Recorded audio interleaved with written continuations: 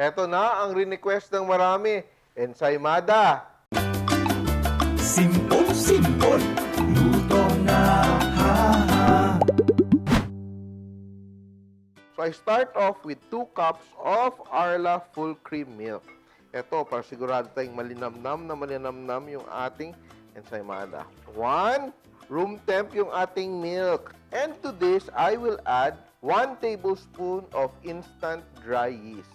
Then, to my flour, I will add salt. O, kailangan natin ng salt.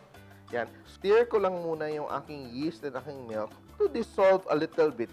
And now, I will add my flour and salt mixture.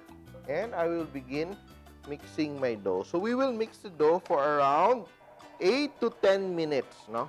So, ginagawa lang natin dito, medyo binibigyan lang natin ng head start yung ating flour to develop gluten. Yan. No? So, little by little, that will become smooth. So, ito siya muna. Basic lang talaga to. Yan. So, after 8 to 10 minutes, we will just let that rest for around 15 to 30 minutes, no? Umalsa na ng konti yung ating dough, yung ating sponge base. And now, it's time to add our fat and our sugar. So, our fat will come in 2 forms. Egg yolks, 10 egg yolks, and 1/2 cup of our Arla butter. I'm using unsalted butter because my cheese has salt and my dough has salt. And I will just combine my sugar and my egg yolks. Ito para madaling mag-blend together. And I will add it to my dough. So when making enriched breads, just like our ensaymada, where there's a lot of fat, it really takes time kasi mabigat kasi yung fat galing sa egg yolks and our butters. Let's just mix it again. This time, we will mix it for around 10 to 12 minutes until everything is smooth and well incorporated. After a few minutes, you will notice that your dough will already cling to your hook. Tingnan mo ha. And little by little, nalilinis sa yung gilid niya kasi your gluten has developed strong enough.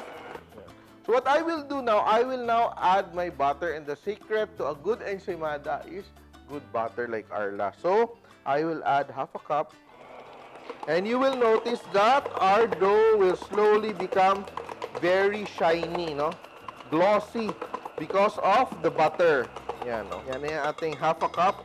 So when you're working with breads like this, it's called an enriched dough because hindi dahil social siya, but because it's enriched with a lot of fat. So in the form of egg yolks and butter. If you don't have a mixer, you want to work with your hands, ang importante dito, di ba usually, you add flour to your work surface para hindi dumikit. But in this case, gusto nating maging easy to handle. But what we do, instead of adding flour, we will add our butter, no? So we rub butter into our work surface. Dapat malinis ha. And also, we have to moisturize the palm of our hands, no? So, masa-masa, ganyan lang siya. Pag maging madikit siya, just add more butter to your hands.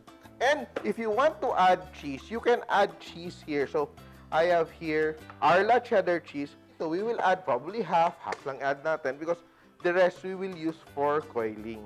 So, pag kinakain mo yung ensaymada na to, may pa-cheese lang. Hold again. Yan, so, meron akong bowl dito. Ang gagawin ko, I will get more butter and rub the bottom of my bowl para hindi siya dumikit. And I will put my ensaymada dough and I will cover it up with a damp piece of cloth or plastic wrap, and we will let that rest for an hour or so until maging double yung volume ng ating dough. Look at that, our dough has already doubled in size. Nakita may malaking mga pa-bubbles dyan. And again, let's start to stretch it. And let's divide our dough. Again, butter. Ito nga, malaking mga bubbles niya. Very fluffy. So it's alright to deflate it, ha. Spread it out into a rectangle, and I will add more cheese here, no? And we will begin to roll. And let's divide our dough. So what we do, look for the center, cut. No? Look for the center, cut. So let's make 12, no? Malalaki yung aking molds. And what I will do now, I will roll it into balls. And I have my Ensaymada molds, which I already buttered up. So we have 12. And what I will do now, I will just put it here. I will also brush the top of my Ensaymada with softened butter. So, the butter will also keep it moist so that tuloy-tuloy talaga yung pag-alsa niya. It will not create a crust. So, tatakpan natin yung ating Ensaymada with a damp piece of cloth para hindi nga mag-dry yung kanyang skin. So, we leave it there for an hour or two. So, we will make our buttercream. And we will start off with our butter. We're using Arla butter again.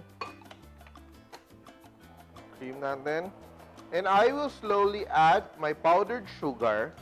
Sobrang simple ng ating recipe. We will add our vanilla. Yan. Ang dali lang, di ba? Yan. And we will put that aside. Yan. And we're done. So, after proofing our dough for 1 and 1/2 hours, makikita mo, medyo more than double na yung alsa niya. And ito yung way to check if it is ready for the oven is when you touch it, medyo mabagal na yung pag-bounce back niya, no? And we're ready to bake. So, I preheated my oven to 170 degrees or 340 degrees Fahrenheit.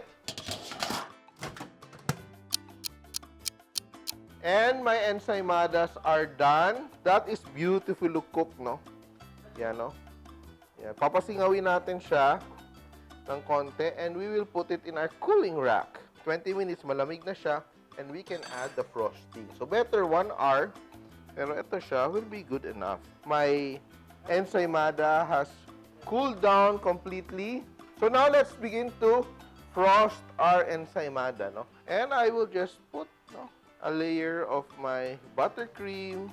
Then, I will just dip it in my bowl of cheese. And the most important step when making your ensaymada, di ba? It's fully cooled. What you have to do right now, eto wag niyong kalimutan, tikman mo yung inyong produkto. I just want to show you. Look at that. Oh.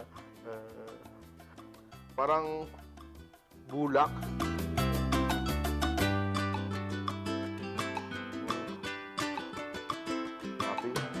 And guys, if you want more recipes like this, na pinasimple yung mga complicated na recipes, grab a copy of Baking Simple, available sa Lazada, Shopee, and of course, National Bookstore. There are over 100 recipes and great ideas you can use for your baking. So here it is, our classic cheesy ensaymada, Simpol!